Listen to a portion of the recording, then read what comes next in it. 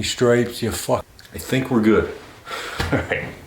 Alright guys, welcome back once again to The Guitar and the Story. We're on episode number 3. So this is the one that I picked up shortly after I got my Jackson Soloist XLT Slime Green. Mainly the reason that I wanted to get this guitar, I was after the pickups that were in it, which we'll go over in a second, but this is the Washburn Solar V Ola Englund Parallax. So this is right before Ola broke away from Washburn and started up Solar Guitars. So this is when he was still with Washburn, and I got my hands on this guitar, and I got it for a really good price. Got it off a Reverb off of somebody who was selling it. Just didn't play metal anymore, so I'm like, yeah, give me that guitar. And I really wanted to check out, like I said, the pickups. So we'll start with that. What pickups are in this guitar? This thing's amazing, by the way. Still one of the best sounding guitars I have, you know, out of everything I have. So this has the Mick Thompson signature Duncan blackouts in there. I was really interested in hearing what these pickups sounded like because they got really good reviews, and I wanted to see exactly what they were all about. So yeah, I mean, I really didn't know too much about what Washburn was doing and things like that until you know, I finally got my hands on this guitar, and I was able to check out what, you know, the guitar was in combination with the pickups. This thing just freaking rules, man. Like, I mean, it was like love at first sight when I opened it. I mean, you guys will see, if you guys ever seen the unboxing of this video that I did back in, I think, March or April when I picked this up of last year, 2019. I was like floored by just what this thing looks like in person, the way it feels. I mean, that's another thing too about this guitar, just the comfort level as far as how you got these edges like this, the way that they're carved out. Just, it puts your forearm on a 45-degree angle in conjunction with where you set your palm when you gotta pick the strings and set it near the bridge.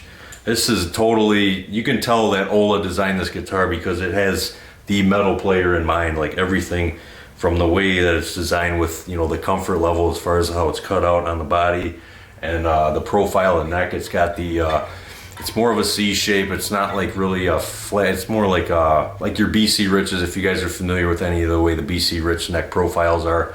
It's more of that nature. But what's nice about that, when you are doing chunks and doing your power chords and whatnot, your hand won't cramp up like it would if you're, like, for instance, my Jackson Soloist, my Slime Green Soloist.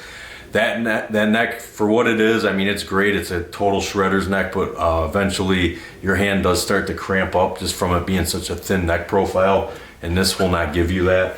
This thing is just freaking awesome. I got 10 to 52 D'Addario nickel wound XLs on here, and I got it tuned to C sharp standard, which is a tuning that I really love. And I used to have this guitar in, I had it in A standard tuning, and just, it did not, some guitars, when you tune them down to a certain pitch, it just kind of takes the life out of them, and this one got really muddy, and just, it lost its tone.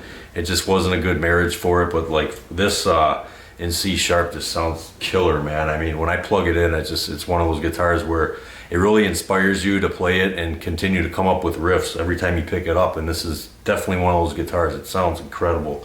But this thing is just, oh man, this thing is a joy to play. So we got, this is obviously neck through construction. Really nice cutaway right here. It's basically a Solar guitar, but the Washburn version. That's the only difference. Everything is same. This thing had, I mean, when I got it, it already had a couple cosmetic issues like there, and just the tip right there, just the tip. But the tune-o-matic bridge, just real simple, just bare bones, tone, 3-way toggle, and your volume. And these tuners on here, these are just, let's see, what do we got here? That's right, these are the Grover 18:1 ratio tuners on there. This thing is just, God, this thing's awesome. It was such a good purchase for what I paid for it, man. This is what really got me into the whole Solar guitar thing, man.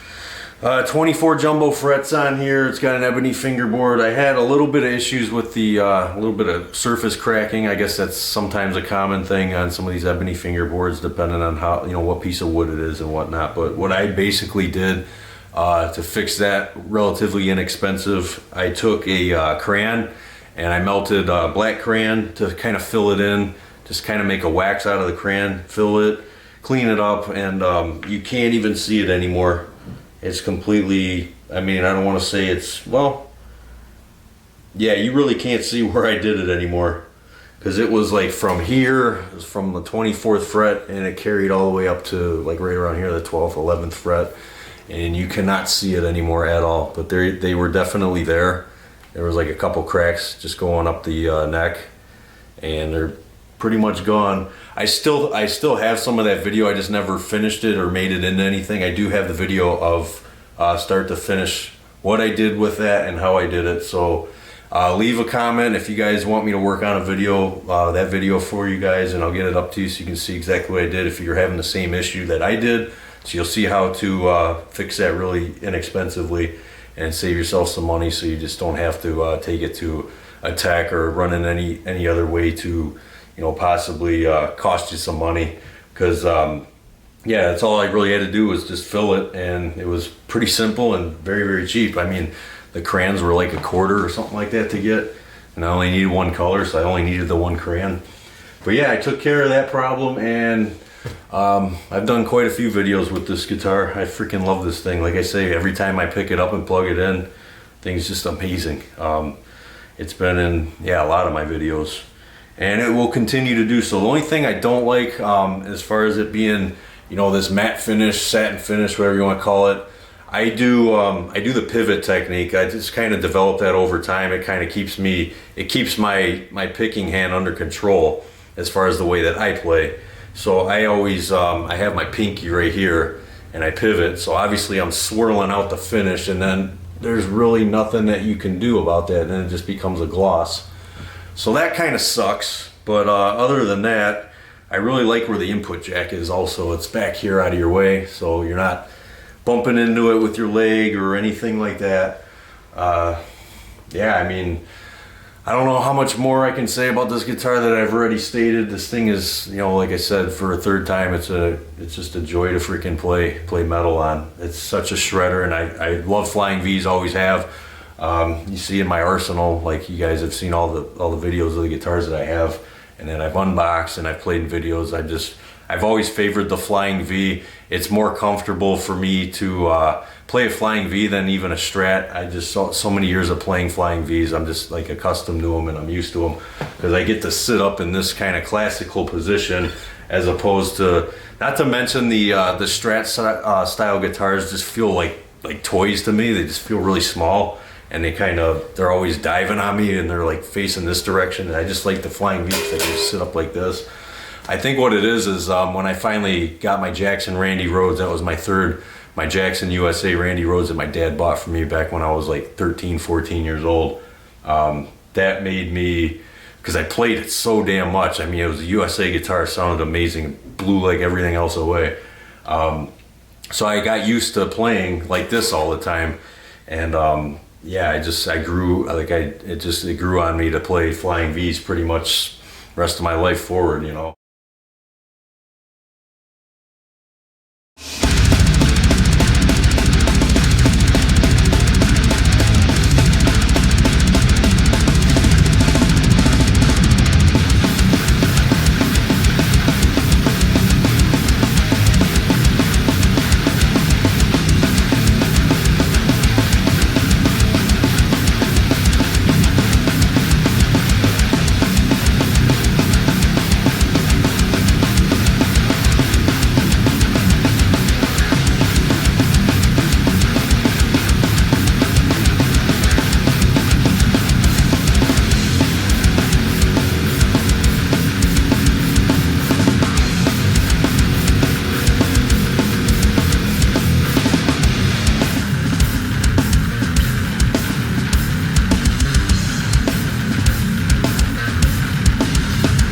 But yeah, that's gonna do it for this video.